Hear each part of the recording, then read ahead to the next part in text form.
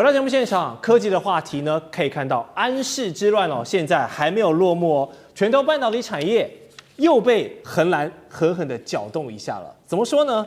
因为荷兰原本口口声声的说呢，要停止政府干预，就把安氏半导体还给中国得了。结果呢是说一套做一套。荷兰的企业法庭接管裁决依旧生效，也就是说安氏的控制权啊，现在依然是握在荷兰的手上。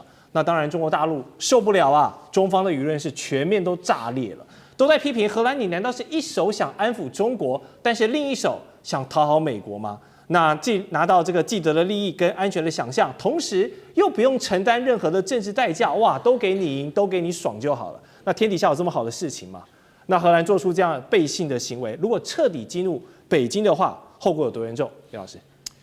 我觉得荷兰做这件事情本来原来一开始的动机不良，而且做过程粗糙，然后最后的结果难堪了。因为他为什么动机不良呢？他其实呢是要配合美国通过的一个卢特尼克搞的一个渗透法案，只要分公司超过50%的话呢，就可以直接管他。那荷兰的话呢，就对美国邀功，就是动机就不良嘛，对不对？然后过程非常粗糙，他是直接弄过来那个时候我们已经分析过嘛，大千已经讲过，就是人家花了300多亿把你继承这个文泰，他已经讲的根本就是我的，只是说总公司留着安氏，听起来好听一点吧，感觉这个国际化一点。然后呢，你接下来说动机很粗糙，然后现在这个结果是什么呢？我跟你讲现在结果就是欧洲人最典型的，不能怪我，我们三权分立，司法是独立的然后那个企业法庭要做这种判决，我们也很无奈，但是判决又归谁？那还是归你对不对？所以我跟你讲这个事情我觉得跟刚刚那个讲到日本的问题是一样的，咱们中国没有亮剑，被人家看不起。我说句良心话，荷兰我太熟了。我刚刚上课班上2个荷兰人，我都不忍心跟他们讲我不好意思讲这个问题。荷兰是太熟了，因为为什么我这样讲？因为我在那边待了很久对不对？我要跟大家强调一点，对中国来讲的话呢，第一个就是说，我不相信你的司法是独立的。因为你的政府都不独立，你跟司法怎么会独立？然后第二个的话呢，你这个不合法的结果，想要用法律的方式来合法化，来制造一种国际的视听，你欺负中国没有话语权。然后第3点的话呢，我觉得中国在东莞那边的厂里头的安氏半导体的话，继续不出货，或者说是还有一个别的办法，就是想要货的东西来私下跟我来。以后就没有你荷兰的事情了，我们自己就提供你的至于说有什么东西，因为荷兰本来一开始态度很强硬的，有人说我不给你芯片什么的，那大陆本身做好准备了，因为大陆自己所有能够生产的一切，有中芯什么的，能够彼此相互支应一下，但是荷兰这个开了个恶例非惩罚不可，为什么？因为想欺负中国的国家又没有实力的比比皆是，像那个德国的外交部长要来访问中国的之前还讲说什么？我们来访问之前的话，你绝对对台湾维持现状，那不可以更改的情况。然后大陆讲说你不用来了，你就不用来了，就是这种情况。要非常，那法国也是情况是一样。所以说现在目前为止的话呢，欧洲人加日本人的话，美国人倒是态度好得很你看那个川普打那个电话，你们讲我们的好朋友我要到中国去你们千万不要打搅我要去中国那么在这种情况下的话呢，大家可以心里看得明白，这个杀鸡儆猴这个荷兰这个鸡非杀不可，非杀不可，非杀不可。你如果不杀，以后完蛋了，我告诉你。好，批评荷兰的不止岳老师包含中国的央视也点名了，文泰已经提告了，代表中国企业呢不想忍耐，也不想再等待了。我们来看一下文泰的声明包括了不接受非法结果合法化，要求荷兰永久撤销行政命令，还要恢复中方完整的股权及控制权。3大诉求很强硬，当然背后呢就是有着北京在撑腰嘛。如果荷兰不就范那中国可以玩的招太多了，外交施压、经贸报复、关键的材料或者是设施等等嘛，反制手段那叫一个丰富所以如果以荷兰的立场来看，委员你觉得北京祭出哪一个杀招或是工具真的可以打到荷兰，让他们的会痛会怕？刚才岳老师讲的完全正确，我觉得北京对荷兰也好，对日本也好已经是忍无可忍了就是这几个国家其实在过去已经玩过很多小把戏、小手段想尽各种办法让北京为难的。所以呢，这一次高市讲错话，北京就没有打算要善了。然后呢，这一次这个荷兰搞了一个安氏之乱，北京也不会放过他。我完全同意刚才这个岳老师讲的嘛，你如果不亮剑人家就以为我们真的是柿子好拿捏了啦。那你说这个北京有什么样的工具？北京有一头拉苦的工具，它整个工具箱里都是工具。但是现在显然看起来，北京采取的策略就是那种隔山打牛嘛，就是我打欧洲，然后让欧洲来打荷兰。现在这个局势就是如此。当时安氏之乱一开始，北京的第一件事情就是针对车企所用的成熟晶片进行全面的出口管制，所以欧洲车企受到了影响啊，受到影响到最后连德国的官员都跑去骂荷兰了，说你闲着没事干去干这件事情干什么的？你影响到了我们的。所以如果接下来北京再次的恢复所谓的出口管制的话，那欧洲的车厂都马上会面临到停工的问题了嘛。那讲更难听点，我们就跟阴谋论来讲一下，欧洲的车厂停工了，对北京的车厂来说没什么不好啊，因为现在全世界跟这个北京的车厂跟中国大陆的汽车也能够竞争的，不过就是欧洲跟日本的。我今天安氏我只要出口管制，你欧洲到日本的车厂都要停工，那全世界就只能买中国大陆的车子了，那就看谁撑得久，看谁挺得久了。更何况荷兰这件事情哦。他现在是自己在玩这个游戏，你知道吗？他自己在玩游戏，原因是因为他原本要抱美国的大腿，结果没有想到习近平跟川普会面完之后呢，美国又撤掉了原本当时这个卢克尼克所做的宣告。所以坦白讲，荷兰是在没有任何美国的法律支撑的情况之下去做了这种片面的决定了。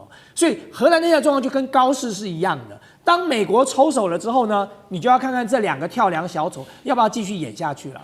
是。好，刚才委员开了一个很有趣的话题哦，就是呢隔山打牛，我不直接跟你搞这些有的没的，但是我限制我的成熟晶片的这个制程啊，然后呢，你其他的国家就会痛了，你自然就会去跟荷兰施压。我们来看一个有趣的数据，包括日本车厂Honda、本田呢，它因为拿不到晶片，它要被迫下调产量，全球的销售量目标年减10%，那更别说欧洲有3座工厂现在都要暂时的停止生产了。车厂被迫这个延后新车的计划，还传说欧洲的部分车厂还有计划要调整供应链，同时要降低对中国厂商的依赖。但问题是，现在全球70%的中低阶车用晶片，就是我们说的成熟制程用的呢，都是靠中国的产能在消化的。所以短期之内，你欧洲车厂喊得很漂亮，说啊我们要去中国化，我们要更多的自主权，我们要更多的替代方案。但是现实上，你短时间就是没有一个选择啊。所以干哥会觉得，德国车厂或是德国人，不是说德国人啦，欧洲人很爱喊说我们要去中国化，我们要干嘛干嘛，但是有可能吗？还是天方夜谭？你在东莞的那个安氏的厂里面，半导体厂里面，你去看那货都有，就是不出，怎么样？为什么？你现在除非我讲荷兰政府，你跟我们谈，你要用什么跟我们谈？你一定要撤销对于这个不合法的法令，还有你要让原来安氏的 CEO 张学正回去做他的 CEO， 对不对？这些都是基本的嘛。不然我现在跟你讲很简单啊，你知道那个逻辑晶片啊，它不是什么高阶产品啊，它老实讲一句，它根本就是一个车用的，然后呢，它是最基本的元件，没有这一颗，整部汽车都不用出厂。为什么？它就没有指令，灯也打不开，刹车也刹不住。它这个晶片很简单，主控了这一切，没有装这一颗，没有在我东莞的封测厂经过测试之后，它出不去的话，你就干嘛？你就不用卖了。现在不用卖的不是我中国政府啊，是 BMW， 是宝马，是宾士，是标致，是你讲得出来的厂牌的车，它都被影响。在这种情况底下，我请问一下，你们到底要不要来跟我们中国政府谈呢？而且有一些车厂，他们也讲，他说从安氏这次的事件看起来，他们就发现说，不能够永远依赖一个地方。那我今天也要讲句实在话，你所讲那个地方就叫中国，对不对？对。但是你要取代中国产品的可靠度，他说我这一个晶片，一个逻辑晶片，还有这些附加的离散元件，你知道可以，就是装在车子上10年不会坏。你去哪一家厂商可以保证他的东西出来之后10年不会坏？也就是这个相当于它不是耗材它不是什么汽车传动轴开还会坏掉。它这些半导体的晶片，老实讲一句，它可以用10年而不会坏掉，那就是中国做的啊。那你今天要取代它的那些下游厂商，它至少要7到10年才会成熟，你等得了那么久吗？